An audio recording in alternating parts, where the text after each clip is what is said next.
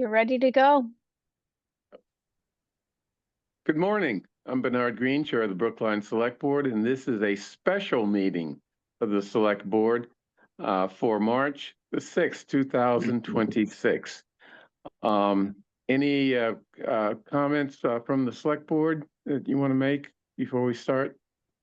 Okay, Paul? Yeah, just one, Bernard. I wanted to let the public know that the comprehensive plan survey that was fielded has been extended a week until March 9th. So it was supposed to end this past Monday, but we had a whole bunch of people come in at the last minute, and we wanted to make sure that with that rush that people had opportunity to contribute their important input. So it's open until March 9th. They should go to the town website to get a link. Thanks. Great, thank you. John? Yeah, excuse me. I really want to note the passing, excuse me, of an extraordinary individual who became well known to many of us in Brookline because he and his wife Alma have been proprietors of the Washington Square Tavern for quite some time, and that's Jerry Finnegan, who very sadly passed away at age 55 this past week. Much too young. I was feeling a little urgency about bringing this up at this particular meeting because, as it happens, excuse me, there's going to be observances, of his life tomorrow, and that's going to be at a funeral home in West Roxbury, and it all starts at 1 a.m. And I think I actually can give you one more bit of detail about that, maybe. It is the P.E. Murray, F.J. Higgins, George F. Doherty and Sons Funeral Home, 2000 Center Street in West Roxbury from 1 to 4 p.m. tomorrow. For those who were fortunate enough to have known Jerry and to, feel very, very sad these days because of the news of his passing. There's a story about this in Brookline.news for those who want to just learn more. Yeah, thank you, John. That's sad, especially given he was so young. Yes. Okay, anything else? Let's go on to the first item on the agenda. Melanie, what is the first item? I'm on my phone and I don't have it in front of me. You're muted, Melanie. Thank you. Let me pull up the agenda. I also do not have that pulled up. I apologize. I can read it out if you wish. Okay, so it's under annual town meeting warrant and 2A, review, approve, and execute the warrant for the May 26th annual town meeting. And then there's a 2B. Yeah, and 2B is the approval of the hybrid. Yeah, okay. Okay, any discussion of approval of the warrant? Can I just note for the board that the warrant closed last week. We had at the time what we thought was 25 warrant articles. One of the petitioners for one of the articles filed a resolution that was two different resolutions that they asked to have split into two separate warrant articles. So what you have in front of you is 26 warrant articles that were filed. Some of them are the run-of-the-mill budget-related articles. We have a couple of proposals around the Committee on Town Organization and Structure. We have a couple related to bylaw changes around public posting, town clerk hours. We have accessory dwelling units and inclusionary zoning warrant articles. We have a zoning proposal for 26 Pleasant Street. We have a couple of bylaw changes around immigration enforcement, surveillance technology, the use of surveillance technology. We have a resolution on establishing a 9/11 memorial and commemoration, another resolution on Medicare for All, another resolution on Prop 2.5, two resolutions, one calling for select board stipends and school committee stipends, another resolution around email usage for boards and commissions, and then another resolution around federal immigration enforcement. So all in all, you have 26 warrant articles for this annual town meeting. And how many are resolutions?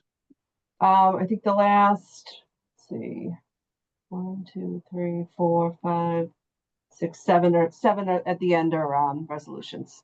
Okay. Paul? Yeah, thanks, Bernard. Thank you, Melissa. Thank you, Melissa. I don't want to know what articles were split, which resolution, because it's not about the content. I really just want to talk about, process and deadlines. How long after the article was filed did they ask to split one article petition into two? So I think when they saw the warrant that was posted for there's been a draft distributed of the warrant, and once they saw that, that's when they realized that their article was combined into one. So because they submitted it in one document and with only one explanation, I assumed it was going to be combined together. So that was, I think if we had received it in person, I probably would have been able to clarify that. So Did they, Melissa, did they file two sets of signatures, or did they file the same set of signatures for both resolutions? So the resolution was all in one document, and so Yeah. the signatures are for both. Yeah, so I'm curious. I'd be curious about what my peers think. And again, it's only a resolution, but they took a petition around to voters and asked voters to sign something. The voters signed that petition. Whether they need 10 signatures or something. They weren't told they were told they were signing for one. Maybe a voter would say, I want stipends for X, if it's stipends or whatever the thing is. I assume it was stipends, but I don't know. Well, I'm just curious, does anybody else have a concern about that? What if this was a zoning article and people signed something for zoning and then they said, oh, sorry, we wanted to split it. I don't think that just seems out of practice. Yeah. Well, doesn't it depend on how the petition reads? Yeah. I'm sorry. Go ahead, John. Well, I think Paul raises a good question, and I wonder has there been a ruling by the moderator on this? So this is really the select board, that is kind of your duty, is to examine and execute the warrant. So if you want to keep it together as one article, that is, that the petitioners requested it be split to two. I think Joe is jumping on. He might be able to weigh in on this as well. Yeah, I was going to ask that next. Yep. Okay.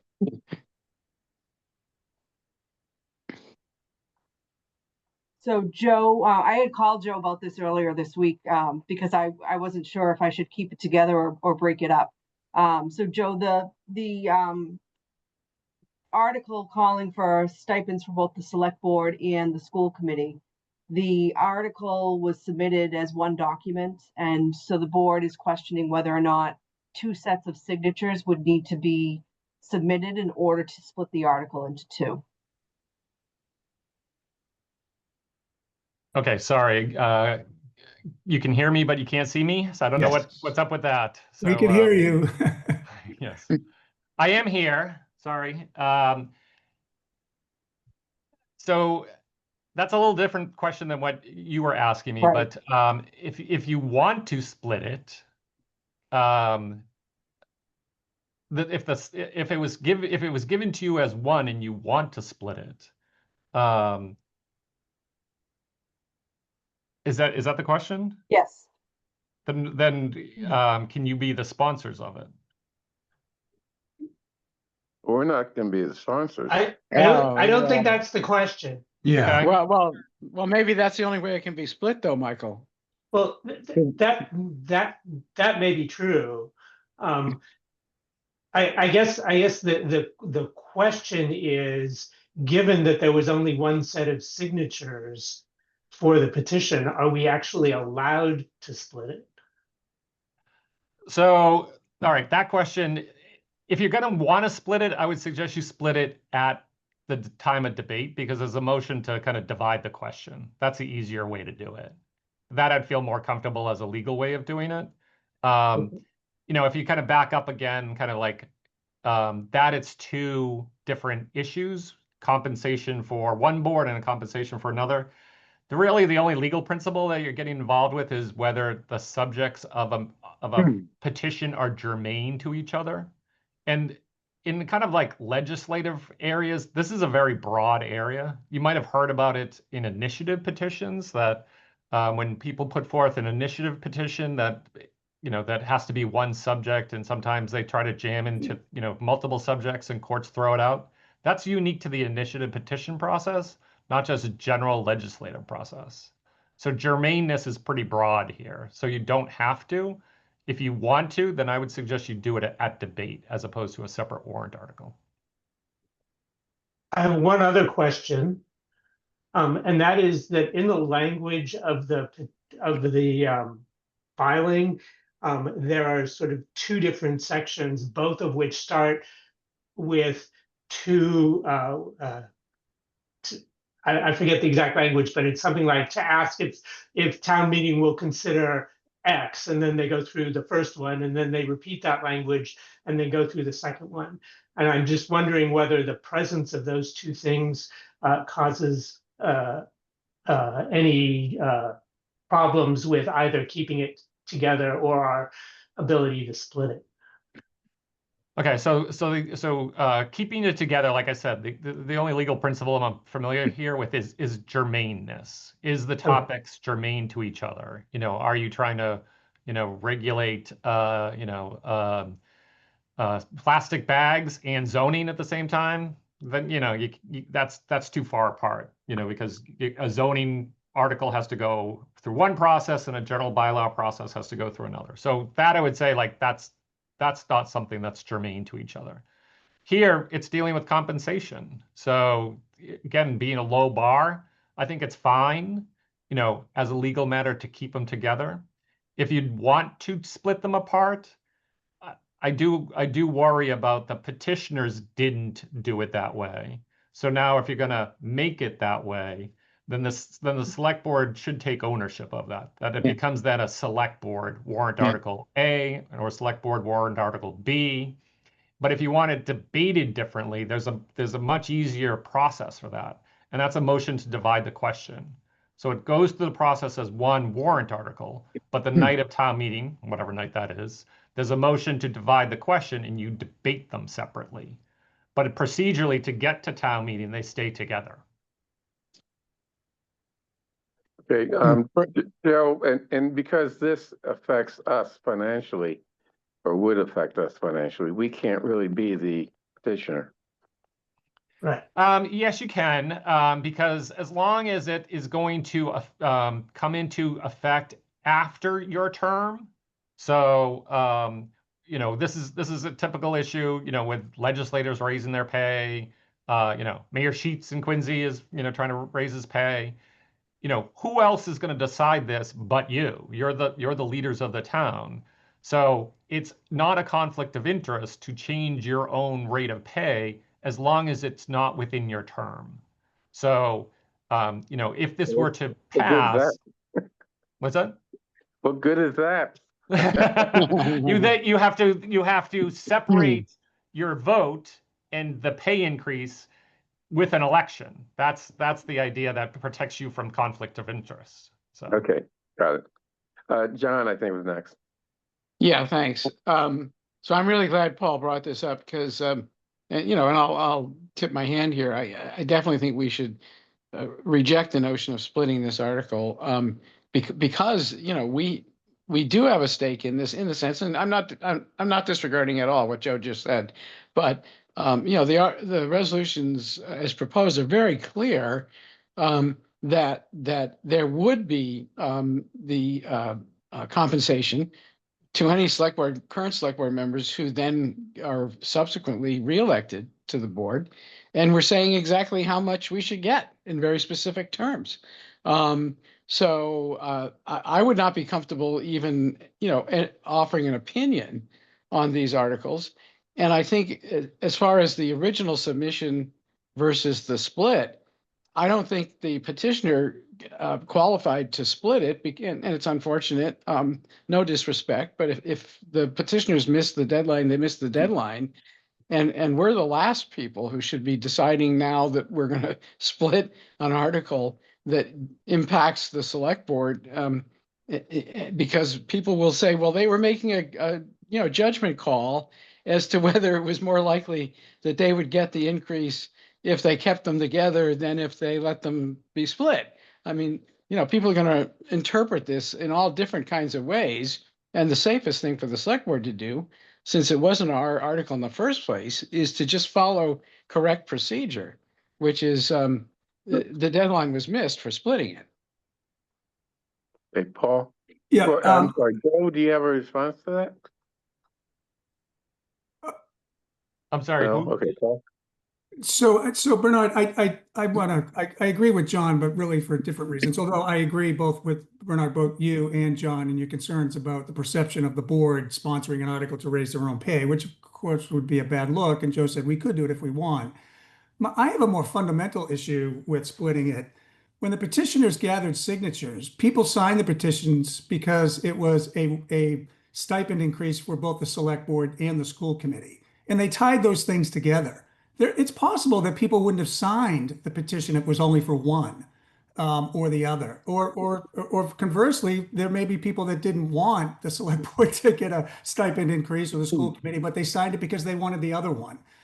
So for that reason, I think because it is a representative town meeting and you're representing what is going to go on the warrant when you gather signatures, I think we should stick to it. And I think a simple solution, as Joe said, is to divide the question at town meeting. That's a simple way to handle it, and I'd support that.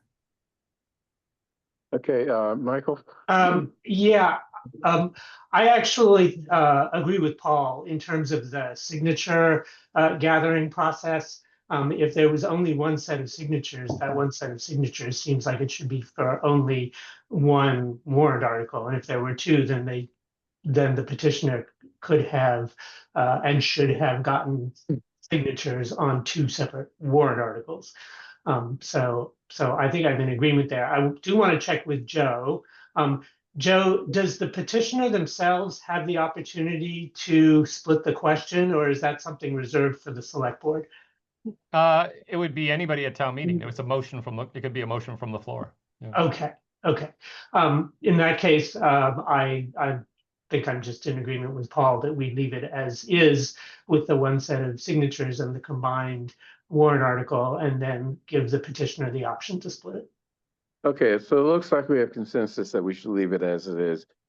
Do we need to vote on that? Do you think, Melissa? So I will amend the warrant to what we originally had, which was 25 articles. So just say as amended when you take your vote to execute the warrant. Okay, but, okay, so, all right, so we don't have to vote on this specifically. Okay, great. Any other questions regarding the warrant? Okay, then I move approval of the warrant as amended. All in favor, please indicate by saying aye. John Van Scoyac, Aye.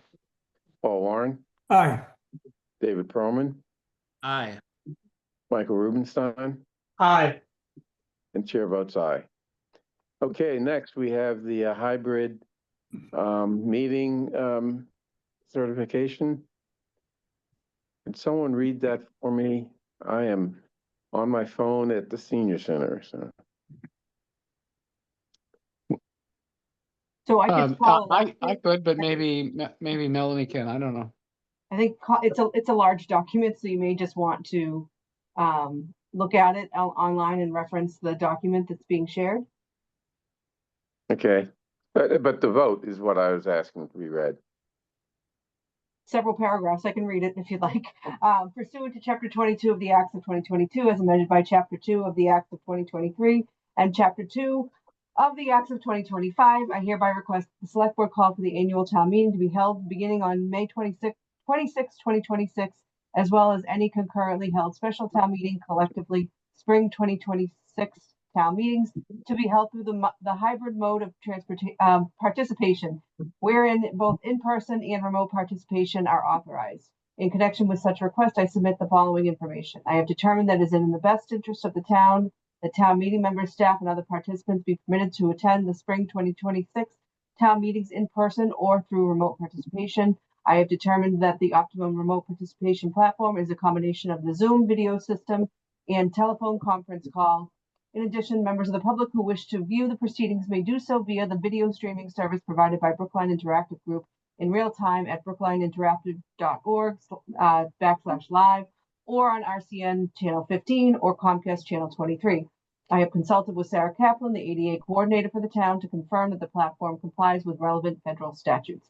I hereby certify we have successfully used the video telephone conferencing platforms at multiple town meetings held since May 2020, the annual May 2020 town meeting, the November 2020 special town meeting, the 2021 annual town meeting, the October 2021 special town meeting, the November 2021 special town meeting, the May 2022 annual town meeting, the November 2022 special town meeting, the January 2023 special town meeting, the November 14th, 2023 special town meeting, 2024 annual town meeting, the November 2025 special town meeting, and all special town meetings held concurrently with the previously named town meetings. And that the use of these video and teleconferencing platforms have allowed these town meetings to be conducted in substantially the same manner as if the meetings occurred in person at the Brookline High School auditorium, and in accordance with the operational and functional requirements of Chapter 22 as amended. Registered voters residing in town wishing to participate remotely in the spring 2026 town meetings will be required to submit a request to participate to the town clerk by 7 p.m. the night before the virtual meeting in which they wish to participate, and the town clerk will verify the requester's voter registration status and provide the requester with instructions for participation. Persons other than registered voters will be permitted to participate so long as they comply with the aforesaid notice provision. Respectfully submitted, Neil Wyshynski, on March 3rd. Okay, I thought all we had to do was vote to approve the request of the moderator. Okay, but Sorry, Bill. since you read it, now we know more about the reason for the request. That was an excellent reading. I was following along. Yes, it was quick but clear. Yes. Paragraph 3 was a little garbled. Could you repeat it more? No. I probably skipped a town meeting, sorry. Okay. Any questions regarding the request by the town moderator? Okay, I move approval of the moderator's request that the town meeting be held in hybrid format. All in favor, please indicate by saying aye. John Van Scoyac, Aye. Paul Warren, Aye. David Perlman, Aye. Michael Rubenstein. Aye. Chair votes aye. Are there any other items under new business that we need to discuss? Well, in that case, I declare that the meeting is over. Okay, See you Tuesday. bye, everyone.